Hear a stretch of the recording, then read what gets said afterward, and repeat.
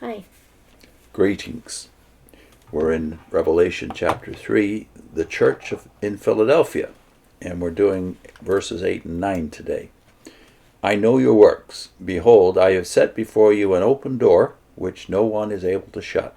I know that you have but little power, and yet you have kept my word, and have not denied my name.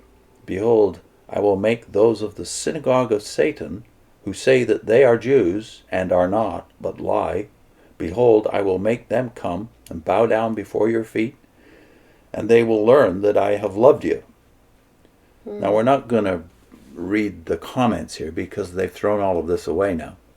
Suffice it to say that they have applied all of this to the ministry of Martin Luther during the Reformation. Making him a kind of hero for that period. A model. And look at the praise that's given by them to Martin Luther here, and how they apply some of this to him. You can pretty much see, if you look at it from today's perspective, why they've now scrapped all of this interpretation, because it would seem to give an awful lot of praise to Luther that the text doesn't satisfy. It doesn't give it gives unlimited praise, by the way, to the whole Church of Philadelphia. We'll get more into that next time. Unlimited praise. There's no criticism here at all, but today you would criticize Luther and the Reformation for all kinds of things that aren't even acknowledged here. You would not apply, and he hath kept my word, to Luther, because you don't believe what Luther taught.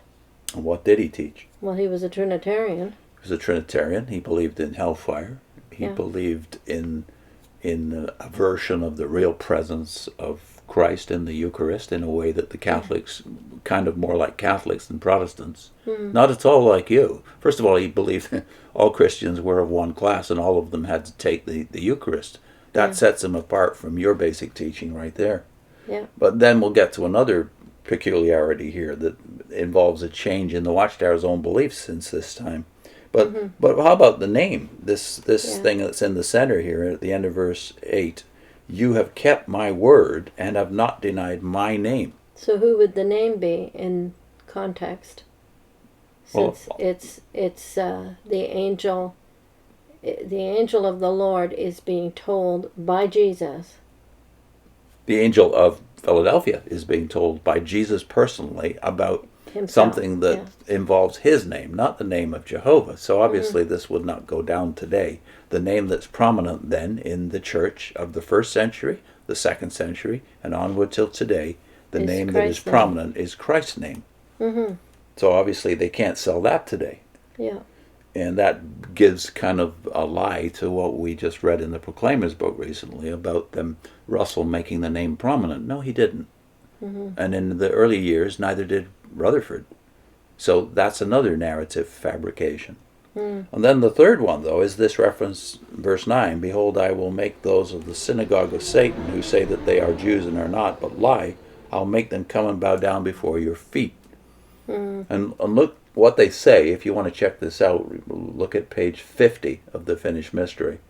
Near the top of the page, they claim that it was the papacy that made this claim. In other words, the Roman Catholic Church claimed that they were the new Jews. They were the true Israel. They were spiritual Israel.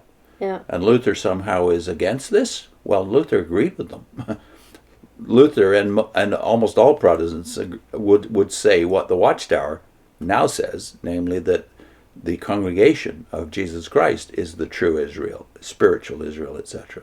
So there the Catholics and Luther and you all agree, if you're a loyal Jehovah's Witness, as against what Rutherford and Russell were teaching in those days. Yeah. So when this book was written, they still believed that Israel was Israel, and that Israel had a hope, a specific hope for them.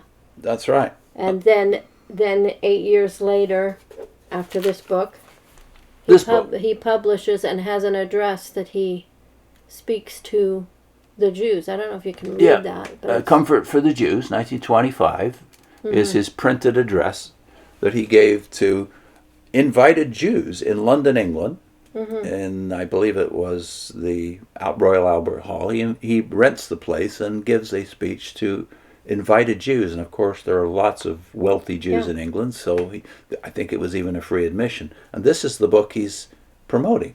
This And is then- the belief of the time. Yeah. And then 6 years later, They scrap it all. And Israel, sorry, you don't get anything. It's us.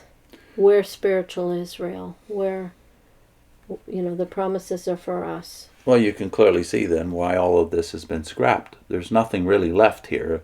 The name is gone. The synagogue of Satan idea is gone because you're saying the same thing. Mm-hmm. That you are the new Israel. And then they get their name from Isaiah 43. But have you read the context of Isaiah 43? I'd really recommend you go and read the whole of the chapter. And then see if you can apply it to the Watchtower. So, or whether the Watchtower would want to apply it to themselves. oh, absolutely You not. can, but in the sense of it says Israel is blind And deaf. and deaf.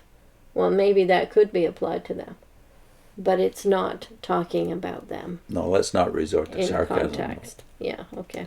But I can see their discomfort if they do go to the text and read it in context. Yeah. Your identity is lost too.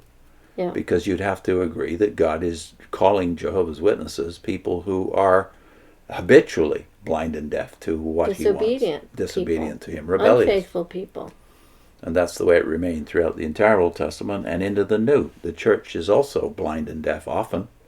But nevertheless, they are the people of God. Yeah. So we're going to link to a video from the Proclaimers series, the 8th one, which was what is missing from this page about Isaiah 43. Blind, deaf, Jehovah's Witnesses. See you next time.